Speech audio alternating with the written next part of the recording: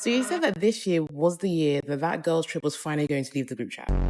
Yet you're here watching this, and that chat has disappeared so far down your chat history. At this point, it should just be moved to your archives. You also said you're going to be elevating and becoming that aesthetic girly, saying goodbye to those budget holidays like Jet2 and Chewy, because they've hurt you more than your situationship. Come here. What if I could tell you you could kill two birds with one stone? And that's exactly what we finna do. We are going to revive, we're going to resurrect, and bring new life to that trip that has been sitting in the chat for way too long. And we're going to be doing it right so that it not only leaves the group chat, but it's going to be done in style without breaking the bank. And I'm not trying to encourage reckless spending, especially not in this current economy. But first, hi guys, I'm Chilma, and welcome to episode 1 of the Smart Girl's Guide to Luxury Travel, where I share everything I've learned about traveling in style, but for less. If you're new here, don't forget to hit the subscribe button and join the family. We're a family out in these streets, as I always love to say, and we are on the road to 10,000 subscribers, so we would love the support. But today, we are talking all things planning and what you actually need to do to get the Instagrammable trip of yours that you've always wanted out of that group chat. And not to toot my own horn, but as somebody who has recently and successfully organized a girls' trip to Greece with a total of 7 baddies, and we didn't use a budget airline or a package deal. We also had lounge access twice, both in the UK and in Greece, airport transfers, which included a party bus, all for less than £600. And for my US girlies, that's around $750 per person. So yeah, I think it's safe to say I know what I'm talking about. In this video, I'm going to be mainly focusing on the following. That is, how do you work out your budget? How do you determine your dates? Picking the right accommodation that hits all your non-negotiables, finding the flights, and last, touching on other trip-related expenses that are obviously associated with your group holiday. I'm going to give a little bit of a caveat at the very beginning. This video is going to be a high-level overview, but don't worry, throughout this entire series, I will do more of a deep dive into each and every topic. So let's talk budgets. Yes, we know money is always a big one, and I assume it is the one thing that can cause that group chat to find its way to the archives. But we are going to change all of that. The biggest mistake that I see a lot of people make is they're actually not being realistic about the budget and understanding where everybody is in their group chat financially. People are at different stages in their life, and we need to get that is okay. So if you want that trip to actually happen, you need to approach it with that understanding. Also, money can be a touchy subject for some people. Not everybody wants to disclose out in the open what they can and can't afford. So what I always do, and what I suggest that you do too, is actually just to create a simple Google form. Nothing fancy, just a form where you add some realistic budget options.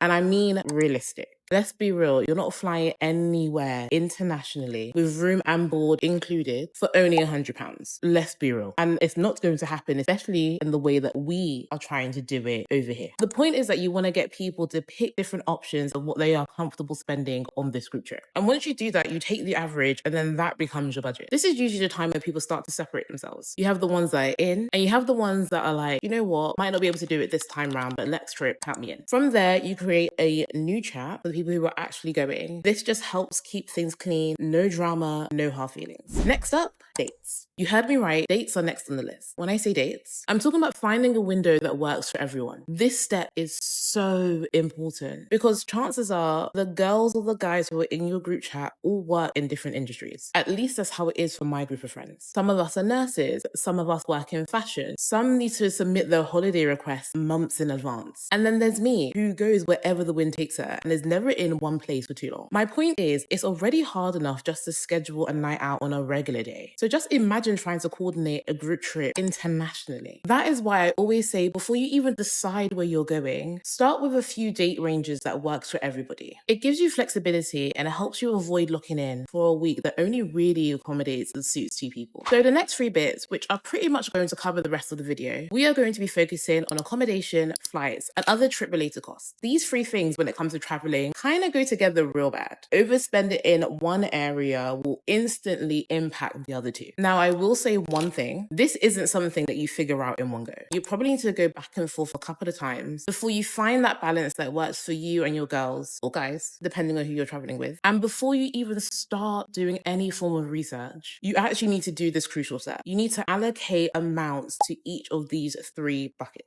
So decide how much goes into accommodation, how much goes into flights, and how much goes into other trip-related costs. And when I say that, I mean like your Ubers, your airport transfers, your excursion management fees, and anything else you just want to do when you're on holiday. And please remember, nothing is set in stone. Once you start looking, you'll see pretty quickly that you've got to move some things around. Maybe the flights come up a bit cheaper. Maybe the accommodation that you really want is a bit more expensive than the budget you allocated towards it. It helps you see where your money is going and keeps you from overspending in one area before you even locked in on the rest. Cool. So now we've gotten that boring bit out of the way, let's talk accommodation. The place that my group and I ended up booking was the all-inclusive seaside resort in Greece. No one in our group had the bandwidth to shop, to cook, to hire a chef, be mixing drinks, to be finding bartender. We didn't want to do none of that. So I'm saying now, and specifically for this part, when I'm talking accommodation, I am speaking to those who are looking for a similar vibe. If you're interested in how you search for Airbnbs and hotels, I am more than happy to create a separate video for the peeps in the back. When it came to finding all-inclusive spots, 2 sites I would actually recommend are EasyJet Holiday, or to be fair, any package holiday site would work, and then Expedia. Now, hold up. You may be wondering, didn't Chalmers say that we should be staying away from those package holiday deals and those budget package holiday deals? I did say that, and I stand 10 toes on that. But we are only using these package holiday deal sites for our research. It's basically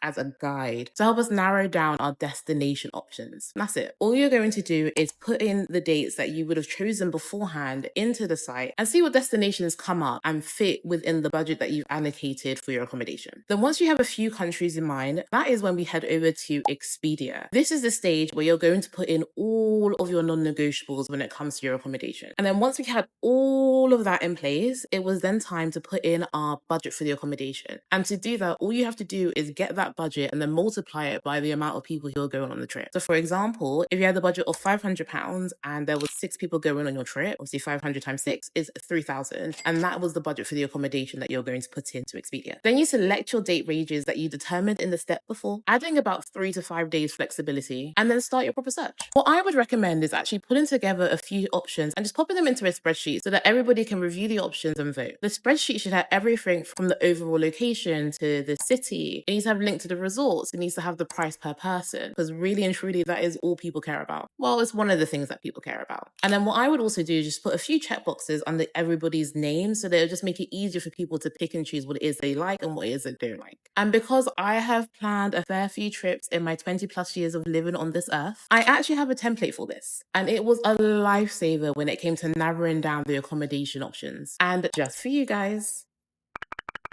I left the link in the description box down below. It's simple, but it's effective. The goal is to find that sweet spot between luxury and logic. Something that feels elevated, but still fits comfortably within your budget. Again, we're not trying to be out here breaking the bank. So we have the budget, we have the dates, we have the accommodation. But before we can go back and lock in the accommodation, we need to make sure that we have flights, because how are you even going to get there? Now, I'm going to say this once and only once. We travel smart luxury.